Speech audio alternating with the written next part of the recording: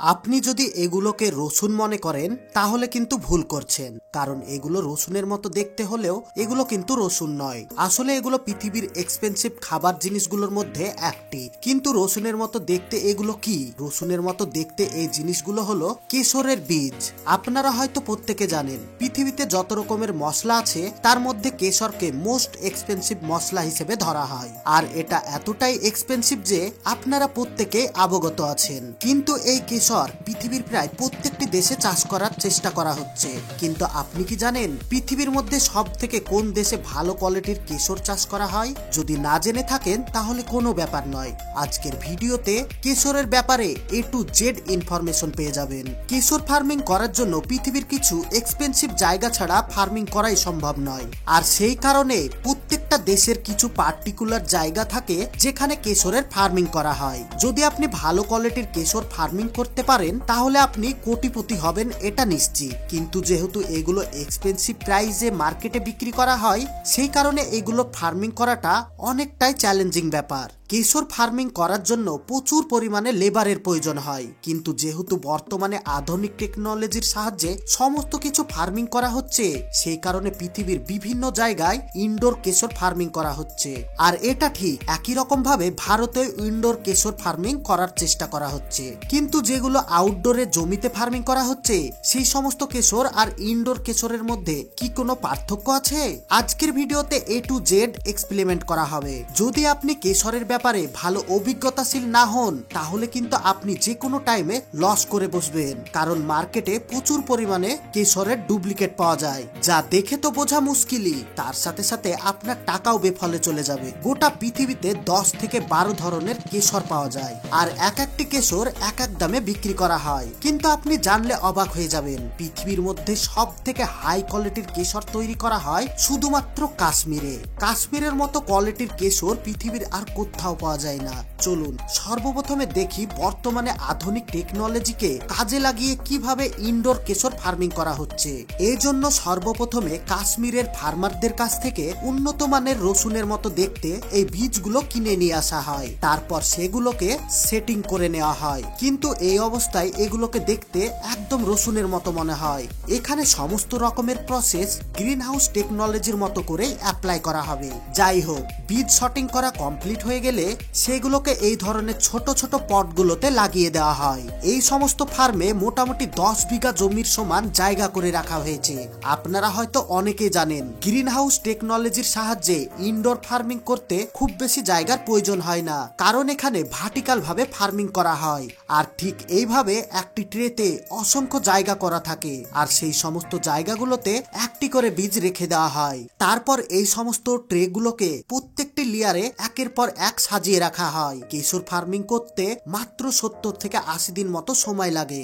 Indoor farming করার জন্য এখানে মোটামুটি 4টি জিনিসের উপর সব থেকে বেশি গুরুত্ব দেওয়া হয়, যেগুলো হলো temperature, humidity, light, air flow এবং প্রয়োজন মতো CO2।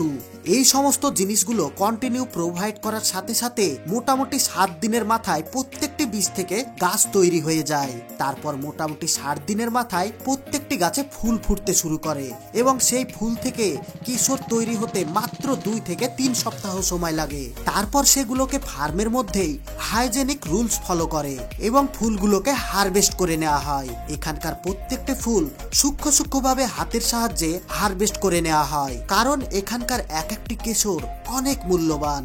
কারণ 1 কিলো কেশর তৈরি করার জন্য মোটামুটি 1,30,000 থেকে 1.5 লাখ ফুলের প্রয়োজন হয়। সর্বপ্রথমে এই ফুলগুলোকে ওয়ার হাউসে নিয়ে আসে, এখান থেকে সেগুলোকে আলাদা করে নেওয়া হয় এবং সেগুলোকে যত্ন করে রেখে দেওয়া হয়, কারণ 1 কিলো কেশরের দাম মার্কেটে প্রায় 3 লক্ষ টাকা। এতক্ষণ আপনাদেরকে ইনডোর ফার্মিং প্রসেস দেখালাম, এবার চলুন দেখি outdoor farming process. Outdoor farming করার জন্য প্রচুর পরিমাণে জমির প্রয়োজন হয়, আর এগুলো সব থেকে বেশি পাহাড়ি অঞ্চলের দিকে ভালো হয়। সেই কারণে সব থেকে বেশি কাশ্মীরে এই ফার্মিং করতে দেখা যায়। এখানে শত শত বিঘা জমিতে কেশর ফার্মিং করা হয়। সর্বপ্রথমে যে জায়গা কেশর ফার্মিং করা হবে সেই জায়গাটাকে ভালোভাবে ট্রাক দিয়ে চষে নেওয়া হয়। তারপর জমি উপযুক্ত হয়ে গেলে লেবার দিয়ে দিয়ে কেশরের বীজ লাগিয়ে দেওয়া হয়। তারপর মোটামুটি 2 মাস পর্যন্ত অপেক্ষা করা হয়।